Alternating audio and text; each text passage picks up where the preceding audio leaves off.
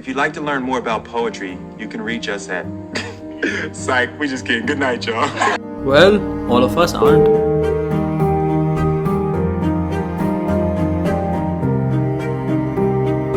And welcome to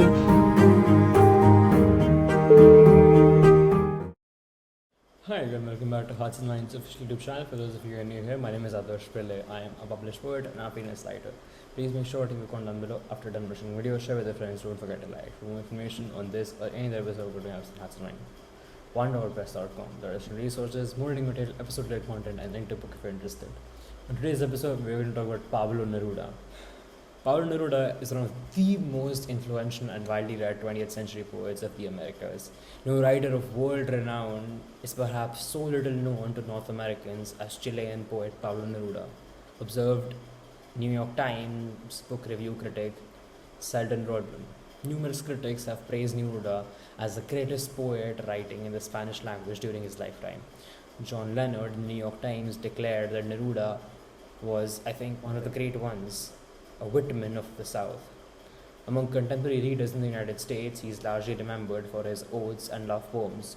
Born Ricardo Elezar Neftali Reyes y Pasolato, Neruda adopted the pseudonym under which he would become famous. While still in his early teens, he grew up in Temuco in the backwoods of southern Chile.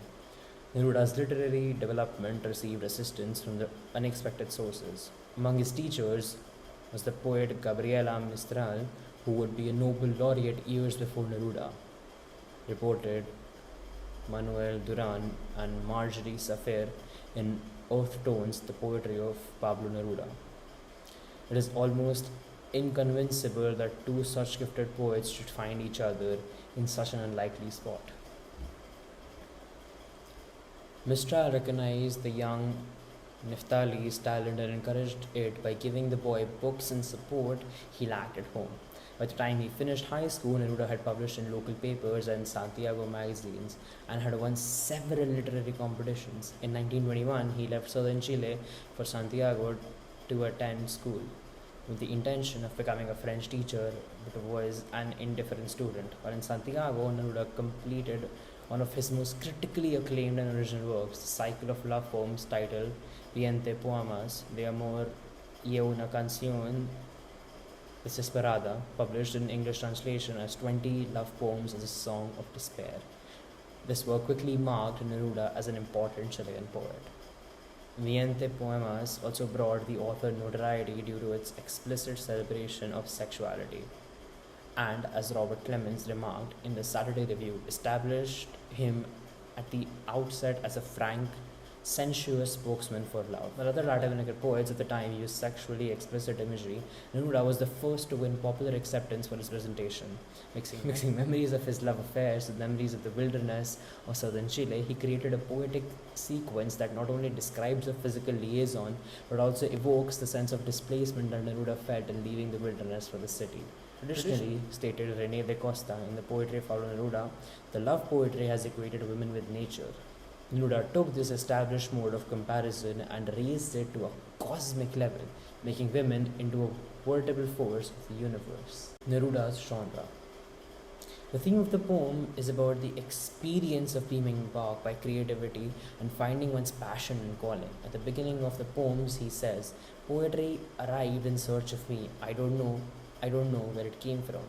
These lines indicate that poetic inspiration came in search of him. Here are 5 poems of Mr. Neruda that I'll be reading for you. This Neruda.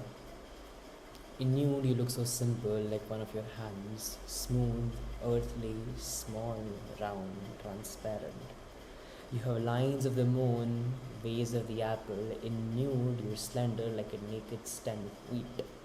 In nude you are blue like the Cuban night. You have stars and vines in your hair. In nude you look whole and yellow, like summer in a church of gold. In nude you look tiny like one of your fingernails, curvy, subtle, rose-colored like the rising dawn. And you withdraw to the underground of the world, as if in a large tunnel of rows and shores. Your clarity dims, you dress and undress yourself, and other times you become a naked hand again. When I die, I want your hands on my eyes. When I die, I want your hands in my eyes. I want the light and the weight of your beloved hands to pass their freshness over me one more time, to feel the smoothness that changed my destiny. I want you to live while I wait for you asleep. I want for your ears to go on hearing the wind, for you to smell the sea that we love together, for you to go on walking the sand where we walked. I want for what I love to go on living, and as for you, I loved you and sang you above everything. For that, go on flowering, flowery one, so that you reach all my love orders for you, so that my shadow passes through your hair, so that they know by this the reason for my song. 100 love sonnets. I don't love you as if you were a rose of salt, topaz, or arrow of carnations that propagate fire. I love you as one certain obscure things secretly between the shadow and the soul. I love you as the plant that doesn't bloom but carries the light of those flowers hidden within itself, and thanks to your lover, the tight aroma that arose from the earth lives dimly in my body. I love you without knowing how or when or from where. I love you directly without problems or pride.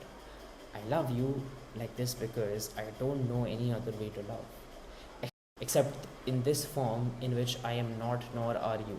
So close that your hand upon my chest is mine, so close that your eyes close with my dreams. Tonight I can write the saddest lines. Tonight I can write the saddest lines. Write, for example, the night is starry and the stars are blue and shiver in the distance. The night wind revolves in the sky and sings. Tonight I can write the saddest lines.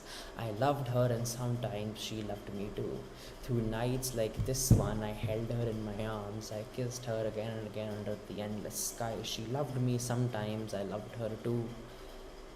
How could one not have loved her great still eyes? Tonight I can write the saddest lines. To think that I do not have her, to feel that I have lost her, to hear the immense night still more immense without her, and the verse falls to the soul like dew to the pasture. What does it matter that my love could not keep her? The night is starry and she is not with me. This is all. In the distance, someone is singing in the distance. My soul is not satisfied that it has lost her. My sight tries to find her as though to bring her closer. My heart looks for her and she is not with me. The same night whitened the same trees. We of that time are no longer the same. I no longer love her, that's certain, but how I loved her. My voice tried to find the wind to touch her hearing. In others, she will be in others, as she was before my kisses. Her love, her bright body, her infinite eyes, I no longer love her, that's certain, but maybe I love her. Love is so short, forgetting is so long, because through nights like this one, I held her in my arms. My soul is not satisfied, it has lost her. Though this be the last pain that she makes me suffer, and these the last verses I write for her. If you forget me, I wanted to know one thing. You know how this is. If I look at the crystal moon, at the red branch of the slow autumn at my window, if I touch near the fire the impalpable ash or the wrinkled body of the log, everything carries me to you. As if everything that exists, aromas, light, metals, were little boats that sailed through those isles of yours that wait for me. Well, now, if little by little you stop loving me, I shall stop loving you little by little. If suddenly you forget me, do not look for me, for I shall have already forgotten you. If you think it long and mad, the wind of banners that passes through my life, and you decide to leave me at the shore of the heart where I have roots, remember that on that day, at that hour, I shall lift my arms and my roots will set off to seek another land. But if each day, each hour, you feel that you are destined for me with implacable sweetness, if each day a flower climbs up to your lips to seek me, ah, my love, ah, my own, in me all that fire is repeated. In me nothing is extinguished or forgotten. My love feeds on your love, beloved, and as long as you live, it will be in your arms without leaving mine. And with that, we come to the end of the episode. I hope you enjoyed what we took today. For full biography of Mr. Neruda and 25 poems created by myself and Mr. Neruda, head over to heartsandmind1.press.com. Link in the description, all free of course. With each coming day, I hope you bring out a new change in your life, but the only thing consistent is inconsistency in the course of life. I wish you all the best. Remember tonight, signing off. Have a